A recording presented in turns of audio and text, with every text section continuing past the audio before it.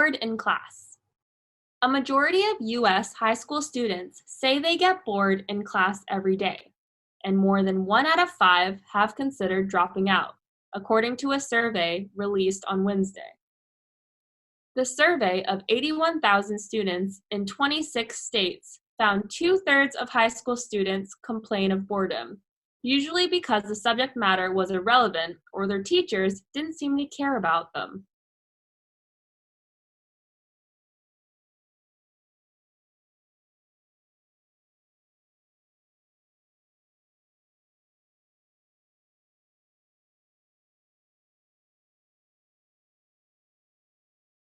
Citizen.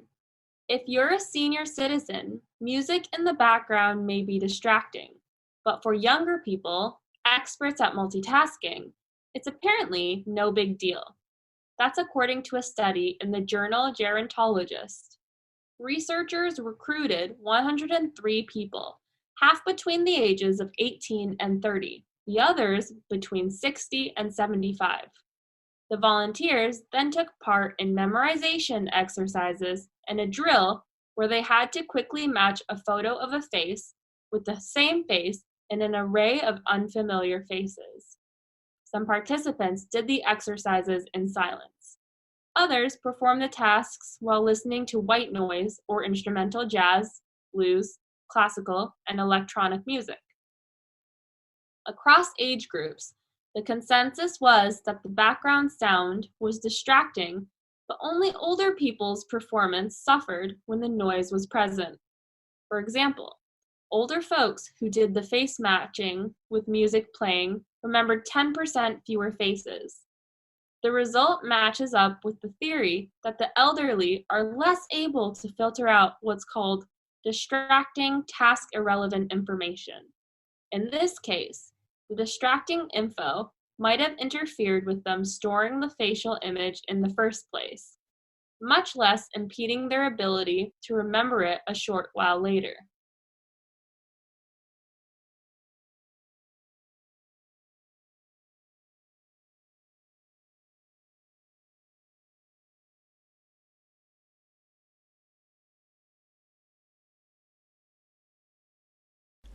Daniel Harris, a scholar of consumption and style, has observed that until photography finally supplanted illustration as the primary means of advertising clothing in the 1950s, glamour inhered less in the face of the drawing, which was by necessity schematic and generalized, than in the sketch's attitude, posture, and gestures, especially in the strangely dainty positions of the hands.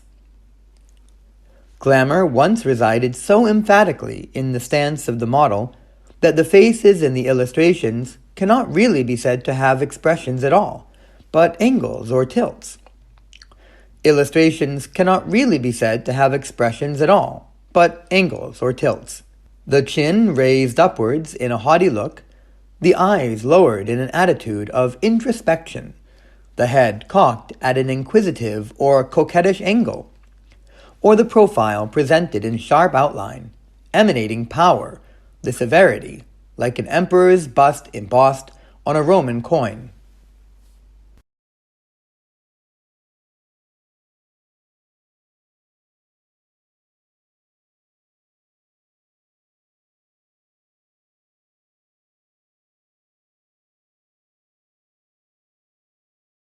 If sea levels continues to rise, eventually the property becomes inundated, and the real value of the property, the vast bulk of its value, will be in the value of the land, which of course is then unusable.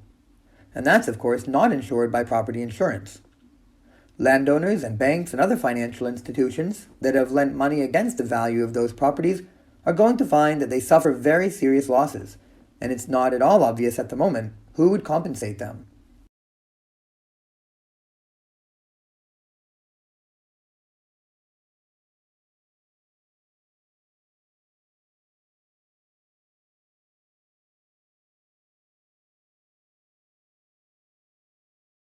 If sea levels continues to rise, eventually the property becomes inundated, and the real value of the property, the vast bulk of its value, will be in the value of the land, which of course is then unusable. And that's of course not insured by property insurance. Landowners and banks and other financial institutions that have lent money against the value of those properties are going to find that they suffer very serious losses, and it's not at all obvious at the moment who would compensate them.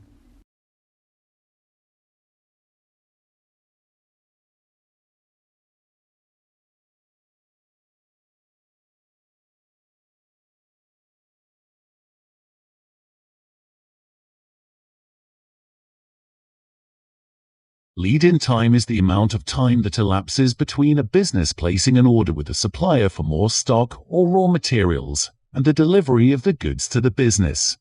Businesses want the lead-in time to be as short as possible, so that they can meet their customer orders and minimize the time between paying for the stock and receiving the revenue from the customer.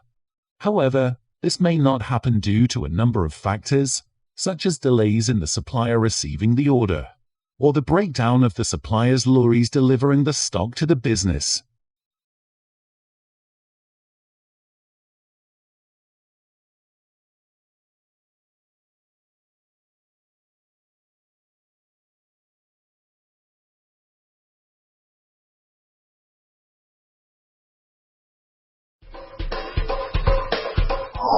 Ladybugs love to snack on aphids and other pests, so people began importing an Asian species called the harlequin ladybird as natural pest control.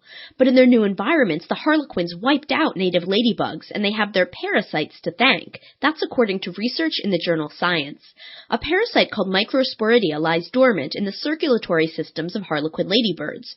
But when scientists injected microsporidia into a common European ladybug species, the insects died within 2 weeks. When the ladybugs were injected with dead microsporidia or a control substance, most survived. Harlequin ladybirds' immune systems, on the other hand, have learned to deal with microsporidia, which lets the insects use them as biological weapons, because one way ladybugs compete is by consuming the eggs and larvae of rival species. When European ladybug species eat the harlequin ladybird eggs and larvae, they also consume the microsporidia and die. The discovery demonstrates an important role of immunity in evolutionary selection, and it shows that there are many ways to lose a food fight.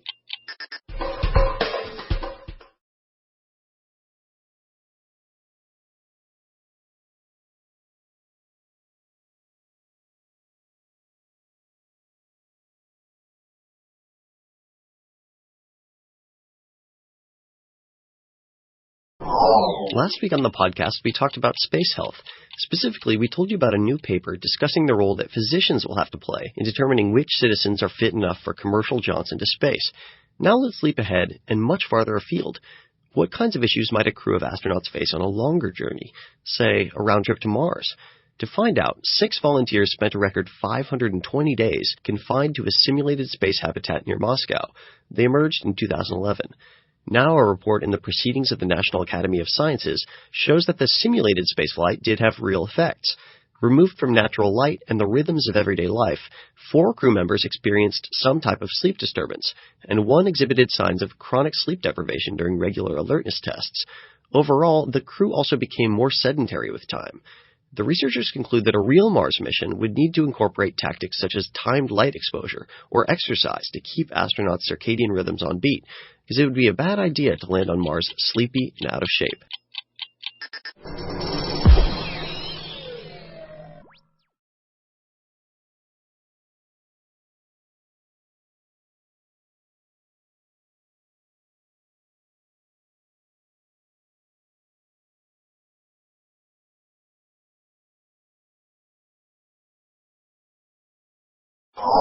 Here's one way bats might get their next meal: by eavesdropping on flies having sex. Bats eat a lot of seemingly undetectable flies. To find out how the winged mammals find the insects, researchers set up a video camera inside a cowshed that was home to a bat colony and lots of bugs. The video showed that bats rely on their echolocation skills to detect flies at a specific time, when they're engaged in rather noisy sex. Flies are usually quiet in bat territory and sit on cluttered ceilings in caves, where background noise masks the echoes from their movement. But when flies are feeling frisky, males can't help but flutter their wings, emitting a burst of click sounds that the bats pick up on. During more than 1,000 sexual encounters caught in the act on video, 5% of the insects were caught in the act by bats. The research is published in the journal Current Biology. The study shows that ignorance can be safer than carnal knowledge when predators are on the prowl.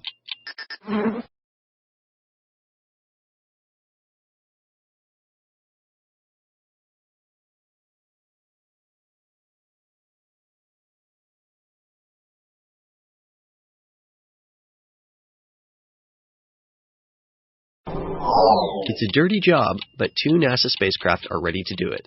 On August 23rd, NASA plans to launch 2 spacecraft into the radiation belts around Earth. The twin radiation belt storm probes will investigate high-energy particles held in place by Earth's magnetic field. Those fast-moving protons and electrons form 2 bands, known as the Van Allen radiation belts, after physicist James Van Allen, who discovered them in 1958. The 2 NASA probes will study how the belts formed and what makes them swell up from time to time. The outer radiation belt in particular can change quickly in response to the sun's outbursts of charged particles, also known as solar storms. The Van Allen belts are a nuisance to some spacecraft, and they could pose a hazard to future manned missions as well. But the radiation belt storm probes will call those harsh environs home. The spacecraft will fly through the belts for 2 years, measuring charged particles, plasma waves, and magnetic fields in Earth's vicinity. NASA hopes that the mission will help illuminate the complex physics of the stormy near-Earth environment, and perhaps help future spacecraft weather that storm.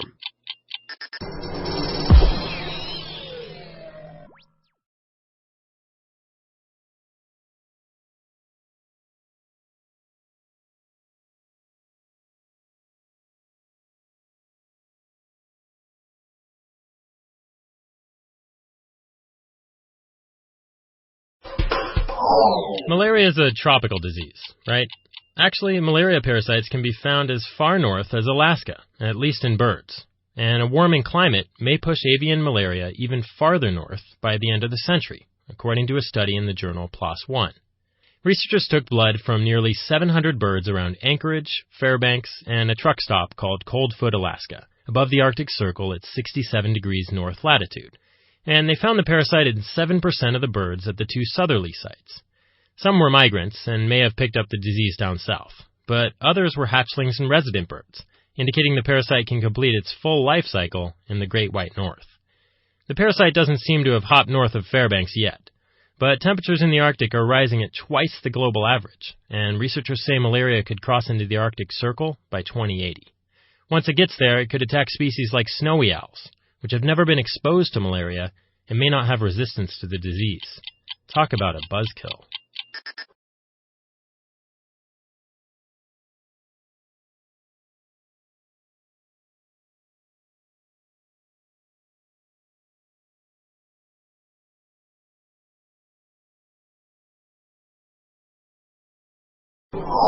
Touchdown confirmed. We're safe on Mars.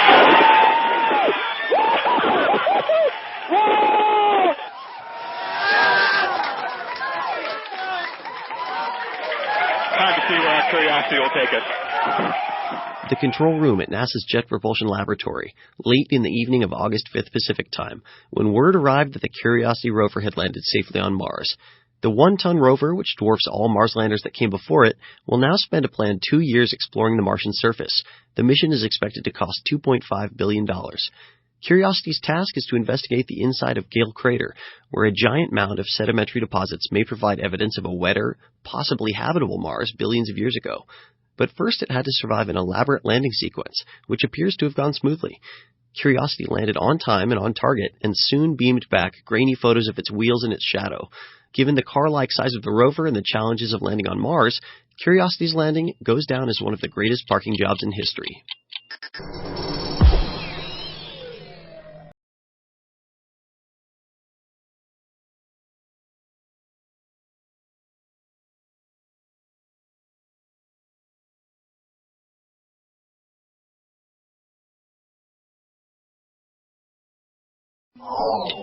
We sign our names to various documents all the time. Some signatures seal a legal contract. Others pledge us to an action. Now a study finds that when and where someone signs a document can influence the likelihood of them being honest or cheating. Scientists had people sign more than 1,300 auto insurance forms. One group signed at the top of the form, the other at the bottom. And those who signed at the top admitted to nearly 2,500 more miles of usage than those who signed at the bottom. which translated into about a $48 difference in annual premiums. According to the researchers, because the top signers put their names on the document before they were even tempted to fabricate information, they are less likely to act dishonestly. The study is in the Proceedings of the National Academy of Sciences. Many people routinely deceive themselves to rationalize dishonest behavior. The $345 billion gap between what people should be paying in U.S. taxes and what they claim isn't just due to chronic liars. It also depends on normally honest people stretching the truth.